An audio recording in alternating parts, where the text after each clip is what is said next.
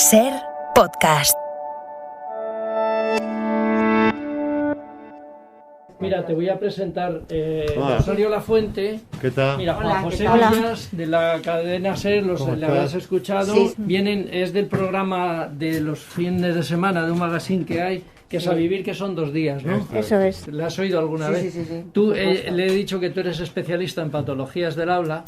¿Tú qué crees que tiene? ¿Cuál es mi patología? O sea, yo tengo evidentemente una mala dicción, pero hay... ¿Pero tú crees que es una patología?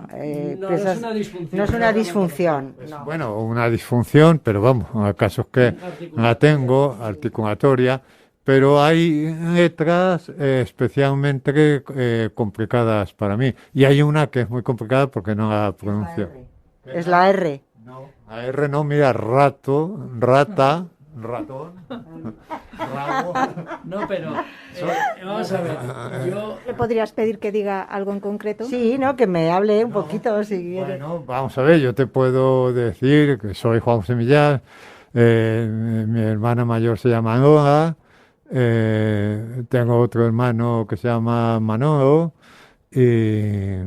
Yo sí que detecto los grupos consonánticos, sí que detecto ahí una pereza quizá articulatoria, un sí, poco algo de eso hay. un poco de pereza Pero articulatoria. Lo que tiene básicamente es landacismo.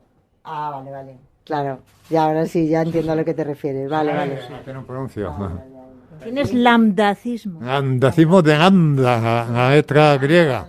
Eso es bonito, ¿no? Es bonito. Venir de ahí está bien. Venir de la lambda. Venir de la lambda. Muy bien, pues nada, era Vale, solo perdona. curiosidad porque lo vies, le escucharas y tal, nada más. Vale, pues nada, encantada, muchísimas gracias. Muy bien. Bueno, pues We've been gone for such a long time that I'm almost afraid to go home. A long road is a long, dragged out imagination where things can go wrong, but we keep rolling on.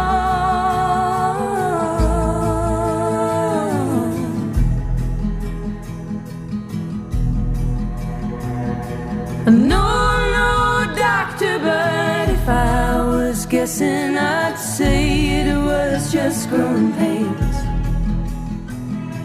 And painful as growing is, we can't forget it's hard to get to taking the reins, and we'll all be okay.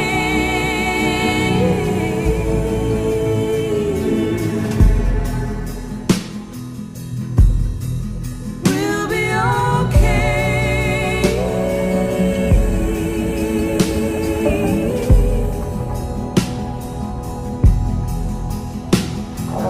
Dusty trails can lead you to a golden road. I've been told. Can't remember who it was or all she spoke. Will it pay for thoughts? Leave me broke. 'Cause everyone's around and I'm still alone. Everyone's around right now and I'm still alone. Recién aterrizado del planeta Lambda, Juanjo Millás. ¿Cómo estás, Juanjo? Buenos días. Buenos días. Pues fíjate que no habíamos ido allí a que me diagnosticaran, ¿no?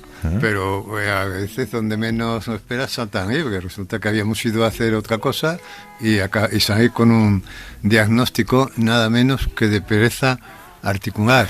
Es un diagnóstico insulto un poco, ¿no? Bueno, no insulto, es como si dijeran, lo podrías hacer bien, pero te da pereza, ¿no? Es como yo me diga, ¿para qué esforzarme, no? ¿Qué más da? ¿Qué más dan las L's o qué más dan las M's? ¿Qué más da en el mundo que vivimos? ¿Qué más da? Y me acordaba de una historia que se atribuía a Juan Rulfo, el autor de Pedro Páramo, que decían que estaban un día un grupo de amigos contando historias y Rulfo no contaba nada. Y al final le dije, venga, cuenta tú una historia. Y entonces él contaba una historia, decía que era un hombre que vendía un caballo, pero que nadie se lo compraba porque decían que era un caballo que era un desastre, ¿no? Y él decía que no, que era capaz de saltar vallas y de... Bueno, total, que tanto discuten que llega un posible comprador y dice, bueno, vamos a ver si es capaz de saltar esa tapia que hay ahí enfrente. Y entonces y atizan al caballo, el caballo sale corriendo, ¡paf! Y se estrella contra la tapia, ¿no? Y le dice, el presunto comprador le dice, ¿no ves cómo no vale para nada? Y dice el dueño del caballo, no es que no pueda, es que no cree en nada. Si quisiera Pues poder. eso, yo no es que no pueda, no es que no pueda pronunciar en la N, es que no creo en nada, ¿no? Sí, sí, y por pereza no lo hace. Yo recuerdo una historia que contaste una vez de cuando Gemma te llamó para la radio, ¿no? Y Sí. alguien dijo, alguien te dijo de cómo ibas a hacer tu radio, ¿no? Sí, bueno, no, dije yo, claro, porque me llamó Gemma, en fin, y entonces esto, yo me decía, pero estáis locos, yo con esta, porque fíjate, como yo he sido muy oyente de radio, pues, hombre, ver en otro lado, pues es fascinante, ¿no? Pero decía, estáis locos, y entonces Gemma me dijo, yo creo que para convencerme, dice, no te creas, Juanjo, ahora las voces perfectas no están de moda, ¿eh? Lo que está de moda son las voces imperfectas porque así se reconocen con más facilidad. Y también recuerdo que un día con Gemma estábamos, la gente, hicimos una apuesta con los oyentes de ver quién era capaz de ver la letra que no pronunciaba. Y todo el mundo llamaba diciendo que era la R, ¿no? Porque la R es la más común quizá, ¿no? Porque notaban que algo raro, pero no veían cuál, ¿no? Y en esto llamó una señora que venía a recoger a su niño de la guardería, que el niño tenía 5 años y el niño había adivinado. El niño había dicho la N, o sea, el niño había adivinado que tenía lambdacismo, iba bien orientado. No, también recuerdo, no hace mucho, hace también, yo que sé, 6-7 años seguramente, que una vez se coló una grabación de María Guerra que se había trastabillado y dijo, parezco Juanjo Millás. Sí. Y luego ese programa, que fue muy divertido aquello. Oye, claro, no somos expertos ni en guerras, ni en geopolítica, ni nada de esto, pero siempre me gusta saber tu visión curiosa de las cosas.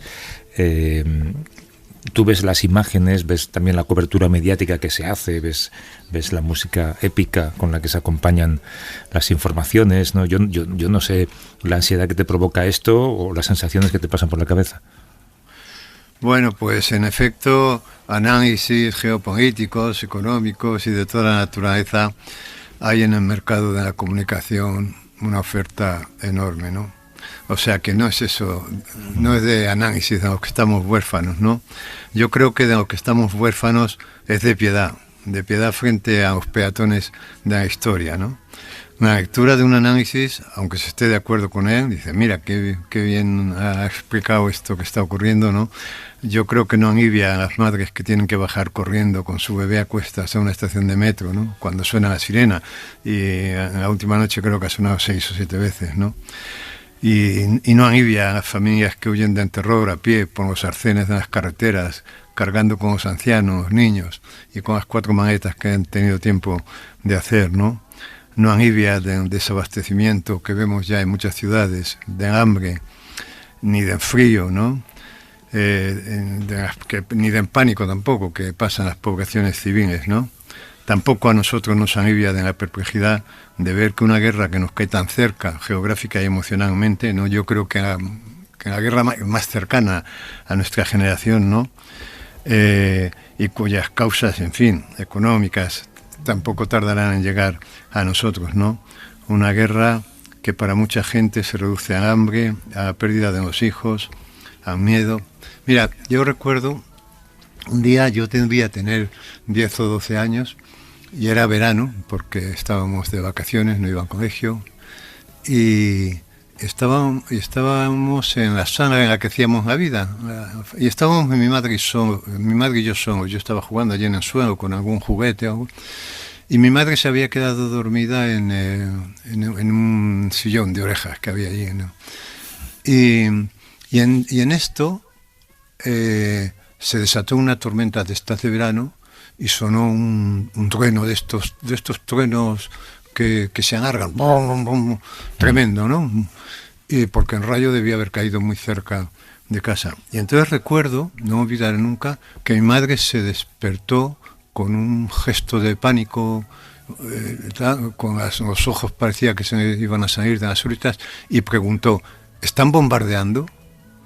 y inmediatamente se dio cuenta de dónde estaba, porque claro, ella se había despertado pensando que estaba en la guerra, porque mi madre en la guerra debía tener 15 o 17 años, y ella recordaba con verdadero pánico cuando sonaban las sirenas. Ella vivía en Reina Victoria y vivía en un piso alto y tenían que bajar corriendo al sótano del edificio, y eso lo contaba con verdadero pánico, ¿no? Y contaba también, mi madre hablaba a veces de esto, hablaba de un perro, porque esto que hemos visto a la gente con los perros en las estaciones de metro, ¿no? Con las mascotas. Hablaba de un perro que percibía los bombardeos un cuarto antes de que sonaran las sirenas, ¿no? Entonces el recuerdo que mi madre tenía de la guerra eran los bombardeos, el agua que bebían para engañar el hambre, y que se comían las mondas de las patatas y de las naranjas. Yo a mi madre nunca la oí hablar de cuestiones de carácter ideológico. O sea, para ella en la guerra, para ella que era una peatón de la historia, ¿no? Pues la guerra era eso, hambre, creo que algún hermano suyo murió también. Entonces, para los peatones de la historia, pues yo no digo, yo no es que esté encontrando a nadie, que no parezca eso, porque te sitúan en el mundo, pero la mayoría de la gente, la guerra es puro pánico, ¿no? Pura hambre, puro frío, ¿no? Y entonces yo creo que nos hemos instalado en un mundo que es muy raro, porque el mundo antes era muy grande, porque se tardaba mucho tiempo en ir de un sitio a otro, ¿no? Incluso había sitios que no se habían explorado hasta hace relativamente poco, ¿no? Ahora el mundo es muy pequeño, porque en 3 horas llegas a la guerra, ¿no? Pero estamos muchos en él, ¿no? O sea, el mundo es una especie de patio de colegio en el que vivimos un poco apretados, ¿no? Los Homo sapiens, los primates pertenecientes a este orden de mamíferos, ¿no? Que somos los seres humanos, ¿no? Y entonces el mundo ha adquirido el máximo de complejidad, porque te pones a leer análisis de por qué de esta guerra, ¿no? Pero luego, y son muy complejos, claro, y además hay para todos los gustos, pero luego es muy simple, ¿no? A lo mejor es muy simple porque todo se desarrolla en una especie de patio de colegio que es el mundo. El mundo ya es muy pequeño, ya no, y a lo mejor todos esos análisis a veces se reducen a que hay un psicópata dirigiendo un país, ¿no?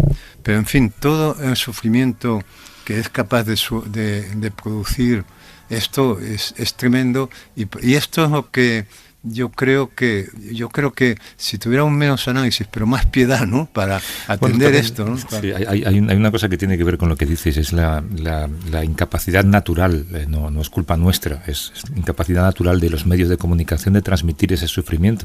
Podemos contar lo que pasa, podemos aportar elementos para la historia, podemos retransmitirlo, podemos contar historias, pero el miedo es muy difícil de relatar.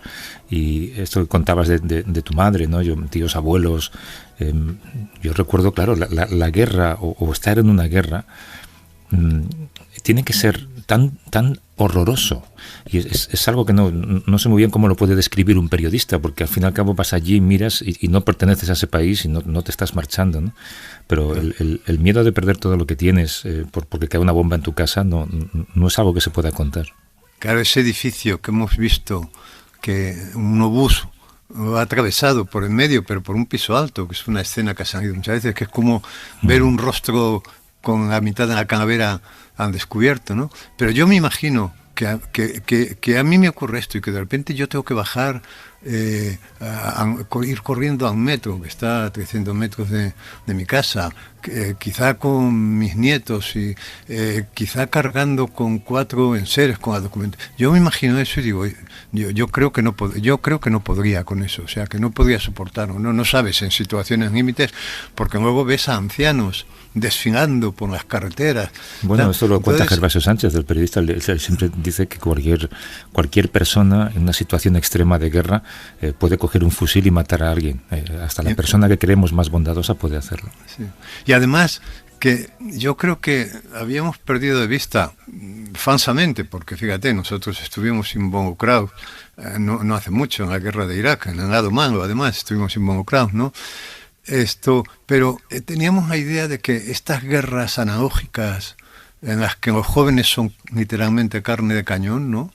Ya eran de otra época, ¿no? O sea, que ver a una persona, he visto una fotografía hace poco de un soldado, un crío de 18 o 20 años, con un fusil en una trinchera, donde evidentemente hacía mucho frío, y decía, esto ya no es de esta, ya el Homo sapiens debería haber alcanzado otro estadio, ¿no?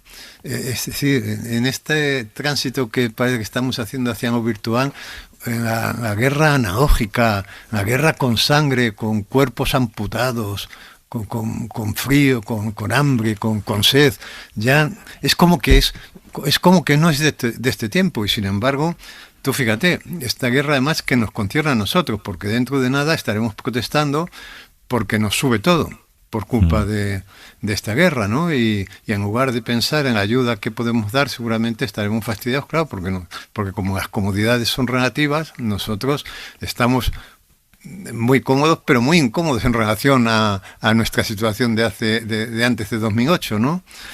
En fin, el otro día estaba leyendo que había un índice que yo no sabía que existía esto, un índice del miedo que han elaborado los economistas o no sé quién, que marca el pánico de los inversores, ¿no? Y en jueves se situó en el 37%, que es muy alto por lo visto, ¿no? En lo que desencadenó unas tasas inusuales de volatilidad. Y mira, y sin querer, acabo de hacer un titular que es delirante, ¿no? Que sería, el índice del miedo que marca el pánico de los inversores se situó en jueves en el 37%, lo que desencadenó unas tasas inusuales de volatilidad. Tú lees esto y dices, Dios mío, ¿qué significa? Pero vas luego a llenar el depósito del coche y te quedas vacío, ¿no? Ayer leía un reportaje en el País, estaba muy bien, de la gente que no consume luz, porque es tan cara, ¿no? De la gente que ha llegado ya a extremos, de que enciende una bombilla, de que pasa frío, pero estaban hablando de las clases medias, ¿no? Y daba muchos detalles, daba unos detalles muy, muy precisos de a qué hora encendía una luz, a qué hora el microondas, por supuesto, ya estaba desterrado de sus vidas. Había una chica de 20 años que se iba a la cama a las 10 de la noche porque era el único sitio donde no tenía frío, porque se echaba 20 mantas encima, ¿no? En fin, seguramente nosotros vamos a sufrir indirectamente las consecuencias de esta guerra, si no las hemos empezado ya a sufrir en el coste de la gasolina y de la luz y todo, enseguida. Y seguramente protestaremos, las ONG nos pedirán ayuda, pero diremos, bastante tenemos con lo nuestro, en fin. Es un desastre. Sí, para los peatones de la historia es un desastre brutal, ¿no? Estoy pensando en esas imágenes anacrónicas que decías antes, es verdad, ¿no? Las trincheras, los soldados muertos de frío, ¿no? Parece la Primera Guerra Mundial. Pues que han pasado más de 100 años y seguimos ahí. En fin, oye, claro, el conflicto grande. Fíjate que la semana pasada el conflicto pequeño, o ahora parece pequeño, ¿no? Todo lo que tenía que ver con el Partido Popular, todo lo que hablamos en su día, qué cuestión más doméstica parece ahora, y cómo nos demuestra que nuestro lugar en la historia es como un pequeño punto en un radar y que en realidad nada importa, ¿no? Todo pasa, y que alguien haga baja política, bueno, pues lo recordaremos, pero tampoco es tan importante. Bueno, pero estamos ahí atrapados, creo que te refieres al PP, ¿no? Sí. Y a Madrid. Sí. Estamos atrapados ahí entre dos polos, uno súper dramático, ¿no? Que es el de la guerra de Rusia y Ucrania, entre la invasión de Ucrania por parte de Rusia, y luego un asunto doméstico lleno de mezquindades, ¿no? Que es esto, la historia esta del PP y de Abel Díaz Ayuso y tal. Ya leía, creo que ayer, un tuit de Ramón Lobo en el que decía, advertí no sé cuándo, ya hace tiempo, que Casado estaba muerto y no lo sabía. y decía algo así como, ahora me atrevo a predecir que Isabel Díaz Ayuso está muerta y tampoco lo sabe, ¿no? Y es que yo creo de verdad que, bueno, que aparte del asunto este de la corrupción evidente en los 283.000, que es, en fin, es un caso de corrupción moral o ética, como quieras llamar, insoportable y evidente, ¿no? Y que no hay que insistir más en ello. Yo creo que la batalla de esta mujer sobre Casado ha sido tan cruel, tan dura, o sea, quiero decir, ha ganado de tal manera que yo creo que ya se debe sentir culpable, ¿no? Quiero decir, porque tú puedes odiar mucho a alguien y desear destruirlo fantásticamente y tal, pero si al final tienes la posibilidad de hacerlo y te ensañas, yo creo que al final te debe quedar muy mal sabor de boca, porque además a los enemigos en cierta manera necesitamos mantenerlos vivos, porque es un modo de proyectar sobre ellos, de tener un objeto sobre el que proyectar nuestro odio, nuestro rencor, ¿no? Pero claro, cuando al enemigo, al adversario, o asesinas de un modo tan cruel como, en fin, que vimos a este pobre hombre diciendo en la reunión esta que tuvo con los varones, que no hicieran sangre, por favor, que pensara en su mujer, en sus hijos. Esto es tremendo, ¿no? Entonces yo creo que esto ha matado a Casado, pero yo creo que en cierto modo, que lleva razón Ramón Lobo, que la ha matado a ella, ¿no? Me viene a memoria aquellos versos de Tenorio, que podíamos ahora referirnos a la presidencia del partido, a la Secretaría General del partido, del PP, ¿no? Y que podría decirle Casado a Ayuso, ¿no? Y que decía, don Luis Mejía se lo decía a Juan Tenorio, decía, yo la amaba así, la presidencia, ¿no? Yo la amaba así, mas con lo que habéis osado, imposible la habéis dejado para vos y para mí. Decir que al final llega un tercero, ¿no? Que es Feijóo, y con Feijóo pocas bromas. Niños firmes, ¿no? Con Feijóo y Isabel Díaz Ayuso, pocas bromas, que no acaba de llegar y que además le han fotografiado en una lancha con un narco, ¿no? Feijóo es un tipo que da un poco de miedo, ¿no? Esa seriedad. Sí, a mí me impone. Tú ya estás imaginando su historia por detrás, ¿no? La historia de ficción, digamos, de Feijóo, ¿no? Tú ya le has colocado en un episodio de Narcos, seguramente. A mí es que, bueno, está esa foto famosa, sí, ¿no?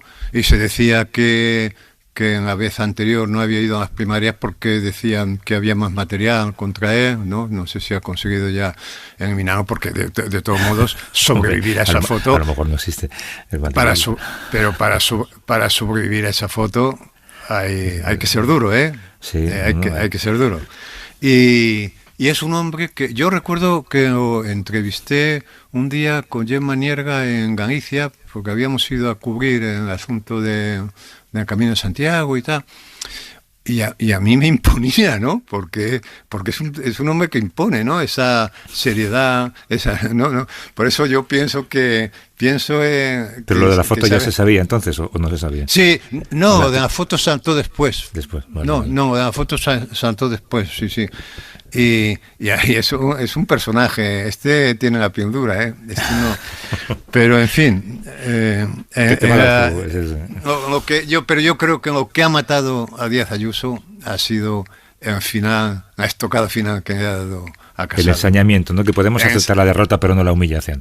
Eso es, el ensañamiento ha sido tremendo, sí. Oye, que por lo que pueda pasar esta semana, os fuisteis, Paqui, tú, a aprender claro, la gente estará pensando, esto del principio que hemos escuchado, pues será seguramente en la consulta de una logopeda, sí, o será de un hospital, ¿no? En algún lugar.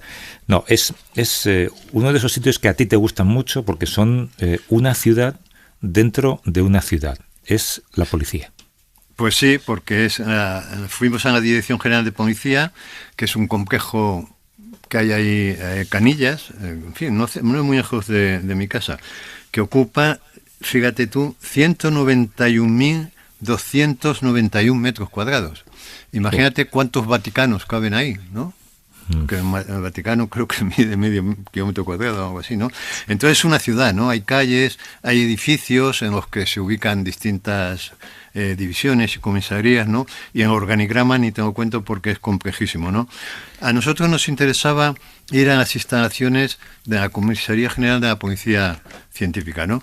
Que ocupa, tampoco tengo pierdas, 22.500 metros cuadrados, ¿no? Y que tiene distintas unidades en las que trabajan más de 300 personas y que y es que es un sitio muy curioso porque, o sea, tú pasas a ese lugar, en fin, con muchas precauciones tienen, ¿no? En fin, tienes que enseñar carnet, en fin, te hacen, no es como es como pasar una frontera, ¿no? Pero luego llegas allí y ves a gente vestida de bata blanca, que no más alejado de la imagen de un policía, ¿no? Quiero decir, son todos policías que se dedican a cuestiones de orden científico y claro, van todos en bata blanca. Yo había visitado esto hace años, hice un reportaje a Rubalcaba y cuando era ministro del Interior, y Rubalcaba aceptó el reportaje, yo creo que para que lo hiciera sobre este complejo, pero yo decía, no, que lo quiero hacer contigo el reportaje. Me dijo, bueno, pero te lo voy a enseñar. Y fuimos y ya me quedé asombrado, pues estuve en balística, no sé. Y dije, bueno, pero esto lo dejo para más adelante, ¿no? Y han pasado muchos años y mira, ahora lo hemos hecho y es muy interesante, te digo. Hace un par de años hablábamos sobre el escenario del crimen, cuando fuisteis con un equipo también, las pruebas biológicas. En esta ocasión os habéis ido a husmear en otro tipo de investigaciones mucho más tecnológicas. Mira esa vitrina llena de calaveras. Uy, es verdad. Aquí se exponen los cráneos. Los cráneos. Bueno, y más huesos.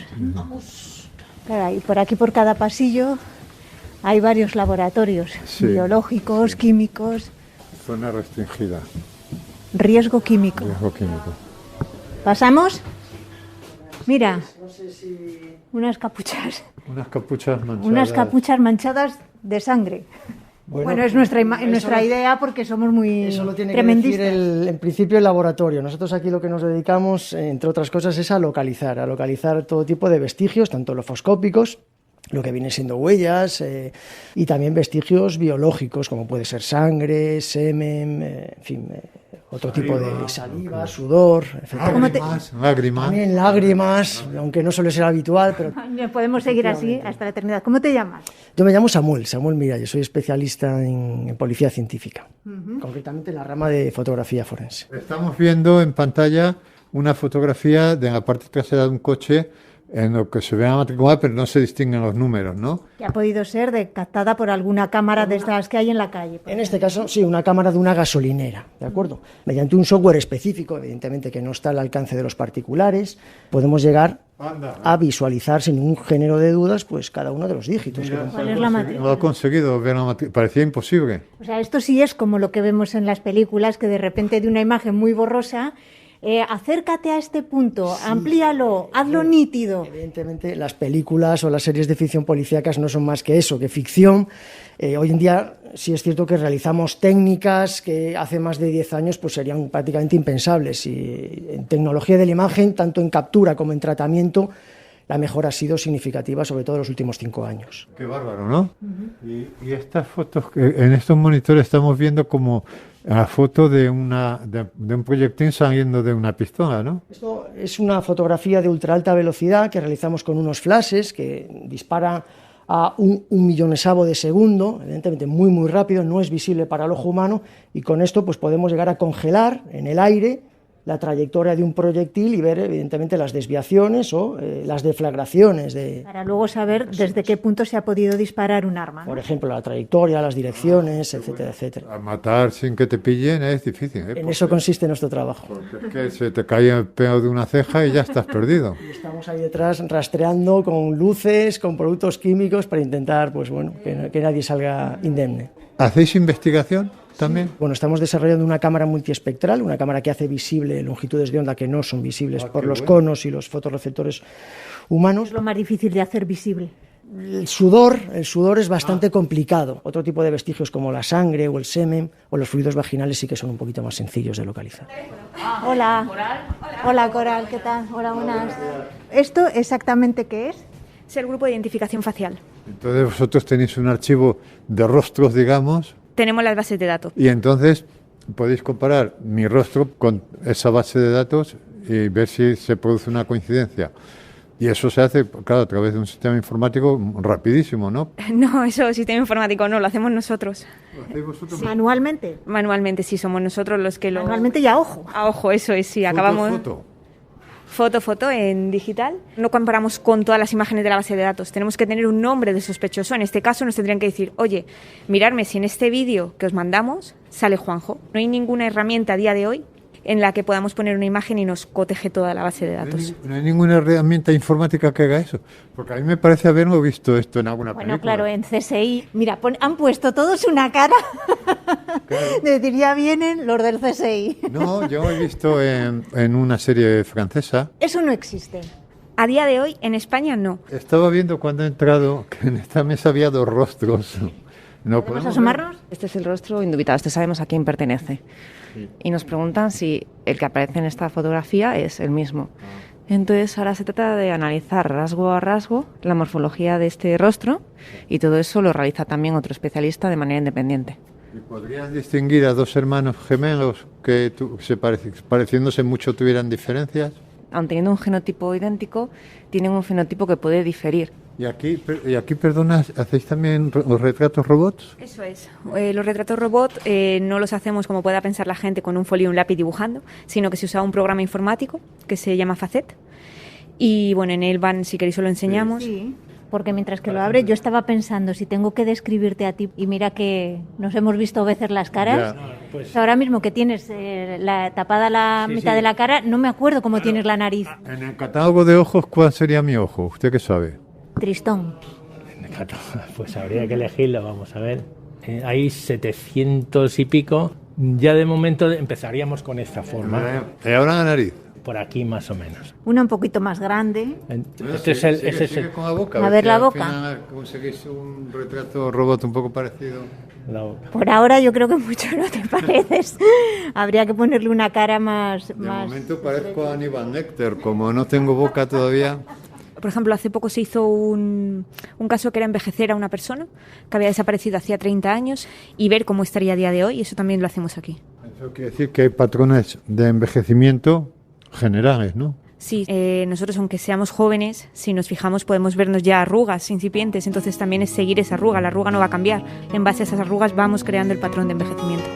No, las arrugas nunca cambian. Y el retrato robot, claro, lo decía esta investigadora, juega con el recuerdo, con lo cual es muy difícil hacer un retrato robot. Tenemos la teoría esta de que es un tío que dibuja bien o una mujer que dibuja bien y lo hace allí rápidamente en el juicio, ¿no?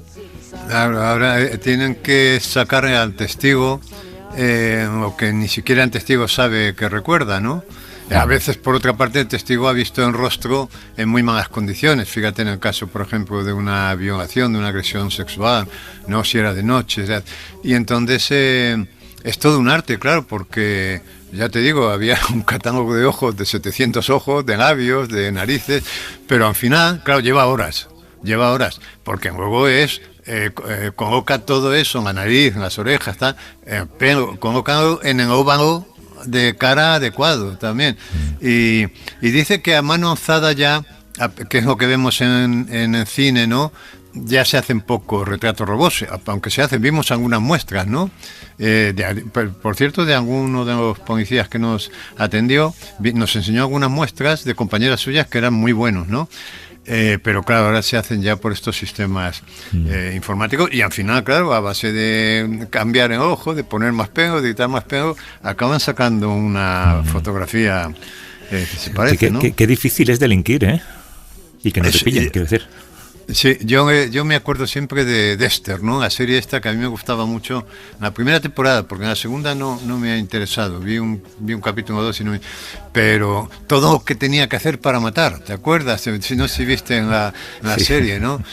Se metía en un sitio rodeado de plásticos, claro, porque es que ya, es verdad que cuando tosas, y cuando tosas y quede en una pared un resto de tu saliva, ahí ya estás pillado, ¿no? Se te cae una ceja, el sudor, cualquier cosa, ¿no?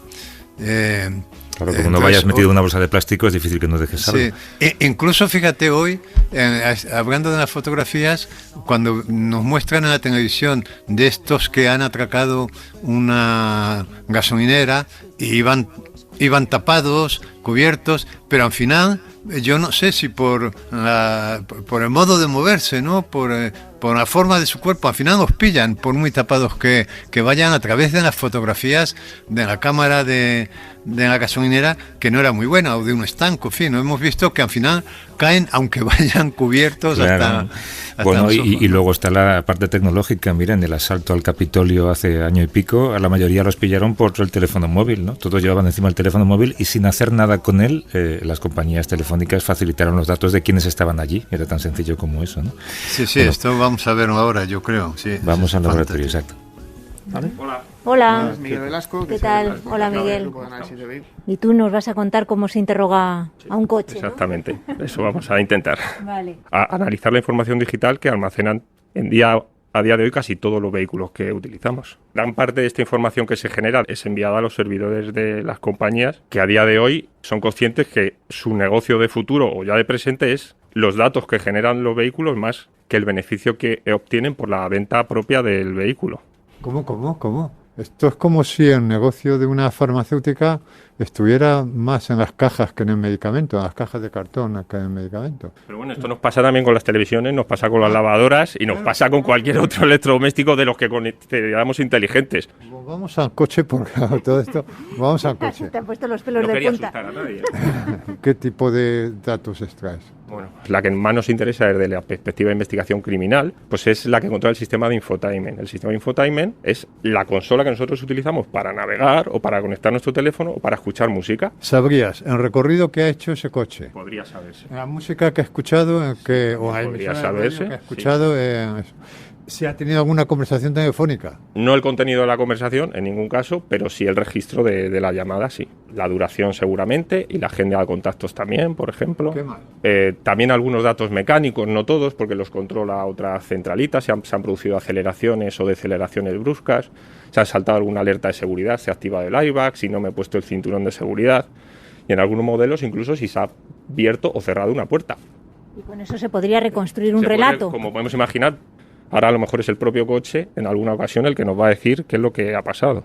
Los coches del futuro van a mandar mucha más información que nuestros teléfonos, muchísima más. Del futuro muy cercano.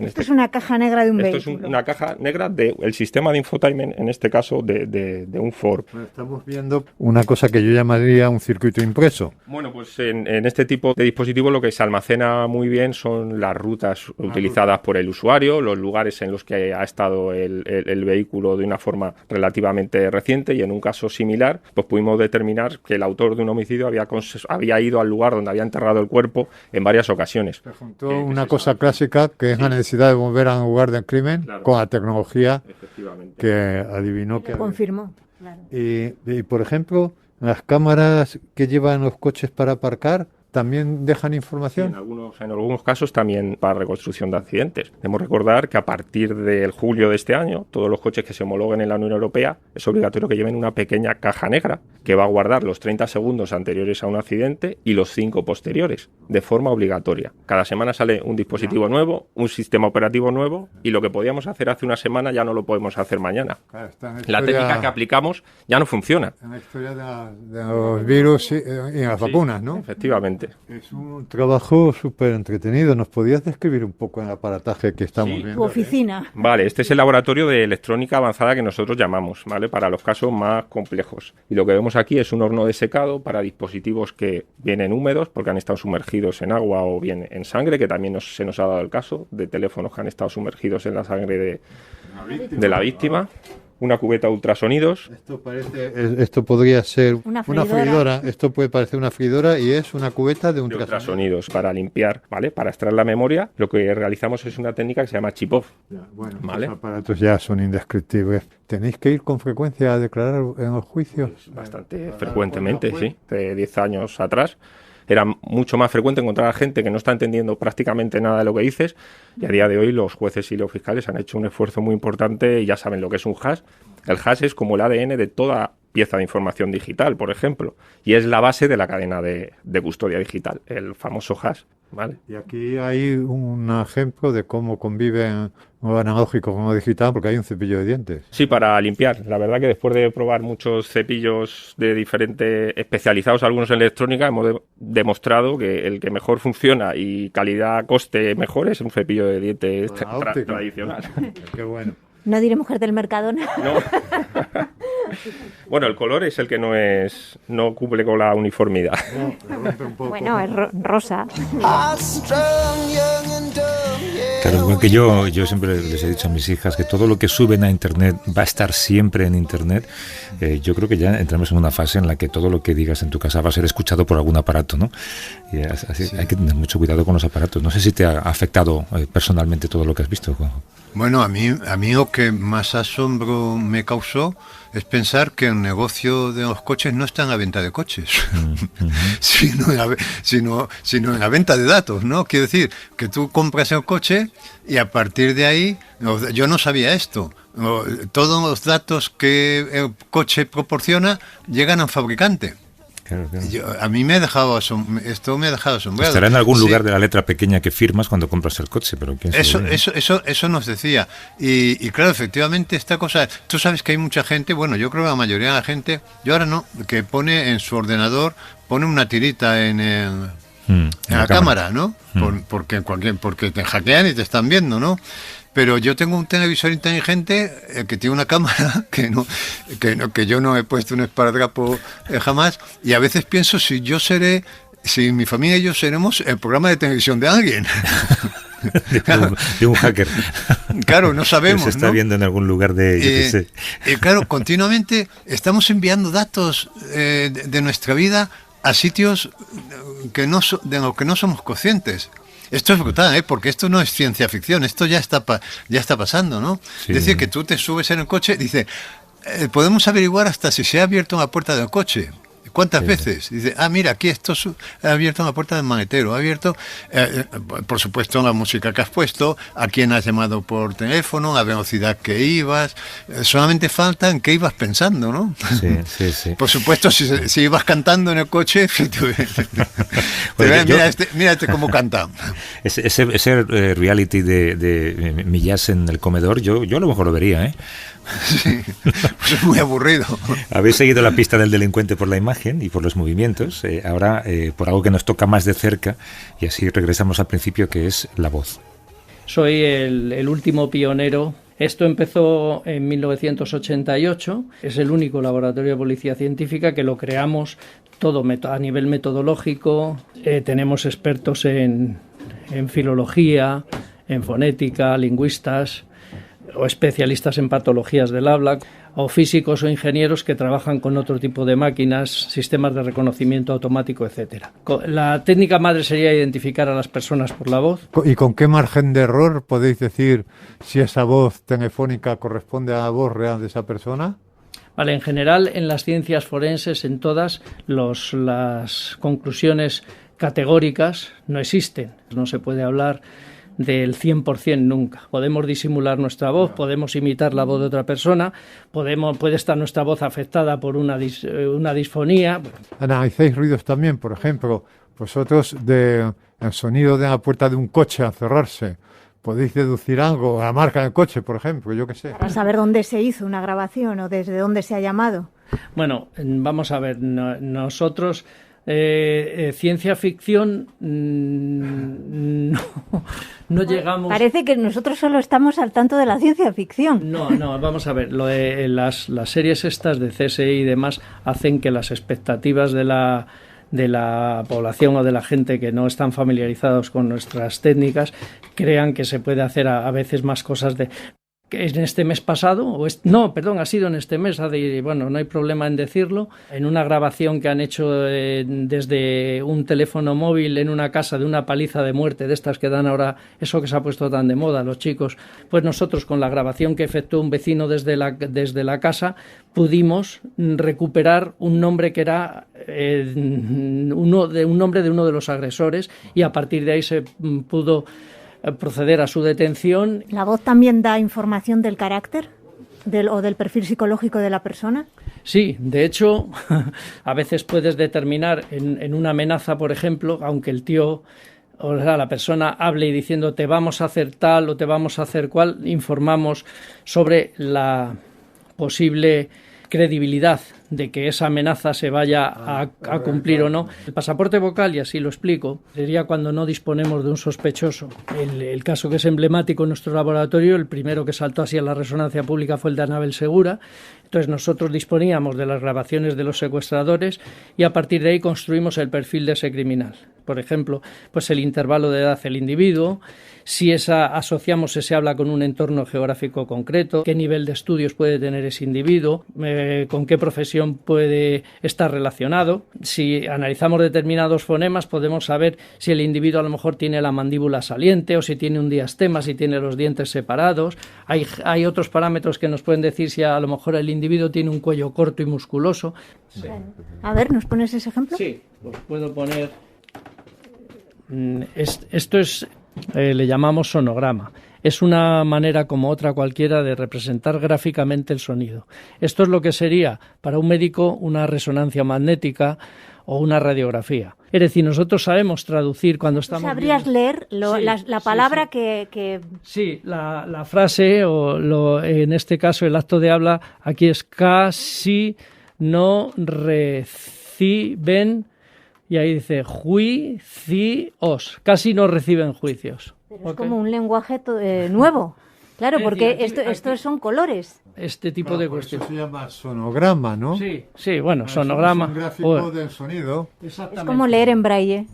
O espectrograma. Esta S tiene un correlato a nivel perceptivo, suena como la S, esa que hacía Rajoy, S, Y normalmente la realizan las personas que cuando cierran la boca, es decir, en la mordida, es más saliente la mandíbula y entonces realizan de esa forma la S. Bueno, pues Carlos, muchas gracias. Y nos alegra que no nos hayas identificado como los psicópatas que somos por la voz. Muy bien. Bueno, yo de verdad que estoy asombrado por este software que es capaz de detectar la credibilidad de una amenaza, por ejemplo. Esto aplicado a la vida diaria y a la vida política sería maravilloso, ¿no? Saber la credibilidad de lo que alguien está diciendo en el momento. Sí, se podían aplicar a los discursos políticos, ¿no? Y a Putin cuando decía, no, Occidente está paranoica, ¿no? Vamos a invadir Ucrania, ¿no? Este personaje, Carlos Delgado, era curiosísimo, claro, porque tenía unos conocimientos y se expresaba tan bien, ¿no? Y aquí aprendimos tantas cosas, ¿no?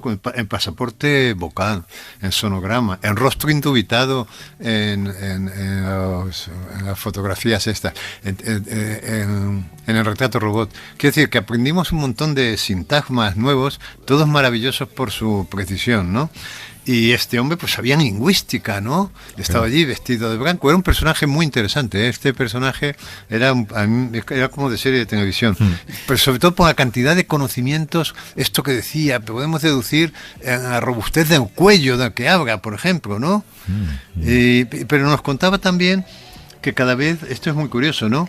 Es más complicado detectar el origen de una persona por su voz. Quiero decir que antes, por ejemplo, un dato muy importante es decir, pues esta persona, por el deje que tiene, es andaluza o es vasca o está. Pero, dice, esto cada vez es más difícil porque, claro, todos vemos la misma televisión. Y entonces, quieras que no, ver la televisión va generando patrones de comportamiento lingüístico. Claro. Quiero decir que acabaremos todos hablando como en el telediario. Eso te iba a decir, me recuerda a alguien que dijo hace un par de años que los niños españoles empiezan a hablar como los niños doblados en las películas españolas, ¿sabes? Que en las películas americanas a los niños los doblan adultos, haciendo voz de niños. Y entonces que los niños españoles empiezan a hablar como esos adultos haciendo de niños, ¿no? Entonces, claro, por imitación, sí. Claro, y estaba pensando que, por cierto, que en el iPhone, en una actualización que va a salir ahora, creo, han incorporado una voz que prometen que es una voz sin género, ¿no? O una voz que sea imposible de adjudicar en un género en el espectro binario convencional, ¿no? Lo cual me hizo... Qué bien lo has dicho, ¿eh? En el espectro binario convencional. Bravo, te has puesto a cubierto de todo. Un abrazo, Juanjo. Un abrazo, hasta luego.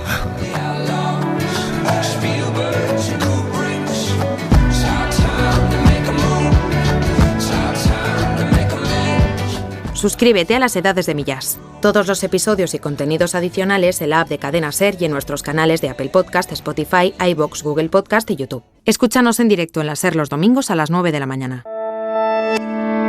Cadena SER. La radio.